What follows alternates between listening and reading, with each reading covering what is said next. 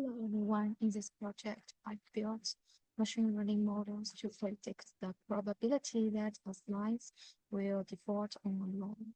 The dataset comes from the Home Credit Risk Dataset, which contains financial demographic information about loan applicants. The goal of this project is to predict whether a site will fall to repay a loan. In the dataset, the variable called the target represents the loan status, where 1 means default and 0 means successful repayment. In this notebook, I follow a typical machine learning workflow. The process includes data loading, exploratory data analysis, data cleaning, future engineering, model training, model evaluation, and finally generating the predictions for the test dataset. First, I load the training the dataset the test dataset use pandas. The training dataset includes the target variable, which is the level we want to predict. The test dataset contains the same features but does not include the target column. I also check the dataset shape to understand the size of the data and confirm that the target variable only appears in the training set. Next, I perform the EDA. I first examine the distribution of the target variable.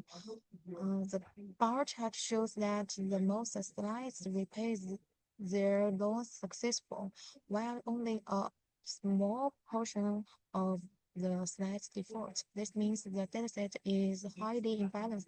Because of this imbalance, accuracy alone can be misleading. Therefore, additional evaluation metrics such as ROC, AUC, precision, recall, and F1 score are used later to evaluate model performance. I also analyze missing values in the dataset. Many features contains missing data, especially variable related to building or housing characteristics. Some variables have very high missing rates, which may reduce their usefulness for prediction. In the data cleaning step, I first create the copies of the datasets to avoid modifying the original data. I calculate the percentage of missing value for each feature and I remove columns with more than 50% missing values. For the remaining missing values, I apply simple imputation. Numeric variables are filled using the median value, which categorical variables are filled using the most frequent value. After this step, I confirm that no missing values remain in the datasets. Next, I perform the future engineering. Since machine learning models cannot directly handle categorical text variables, I convert the categorical features into numeric form using one-hot encoding. I also align the training and the test datasets to ensure they contain the same feature columns. Finally, I separate the features and the target variable into X and Y. After preparing the data, I split the dataset into training and validation sets using a 80-20 split. The split is stratified by the target variable so that both sets retain the same class distribution. The first model I train is logistic regression. Because the dataset is imbalanced, I set the class weight parameter to balanced so that the model gives more importance to the minority class. After training the model, I evaluate it using metrics such as accuracy, precision, recall F1 score, and the ROC AUC. I also visualized the confusion matrix and the ROC curve.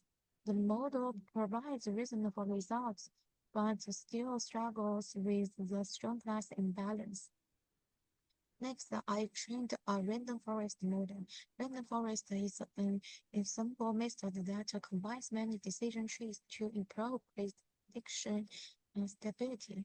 Similar to the previous model, I use in balanced class weights. After training, I evaluate the model using the same measures. The results show that the random forest achieves a higher ROC AUC score than logistic regression, indicating stronger ranking performance.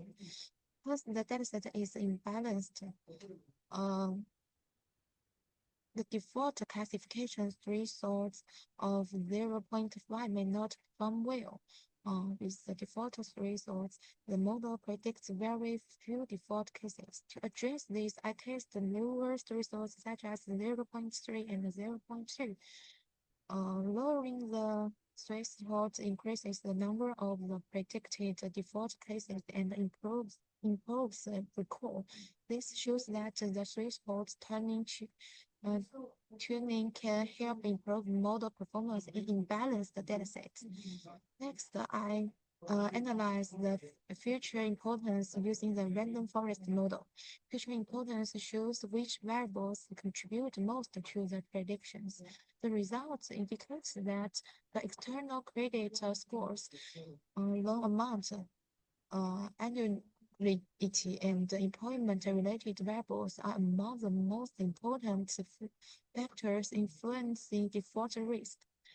After selecting the random forest as the best model, I trained the final model using the full training dataset so that it can learn from all variable data. Finally, I generate the predictions for the test dataset. The model outputs the probability that each site will default. These probabilities are combined with the site ID to create a submission file, which is imported as the CSV file for evaluation. In conclusion, this project demonstrates how machine learning models can be used to predict credit default risk.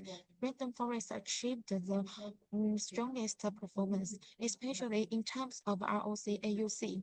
Feature importance analysis also helped to identify key variables related to credit risk.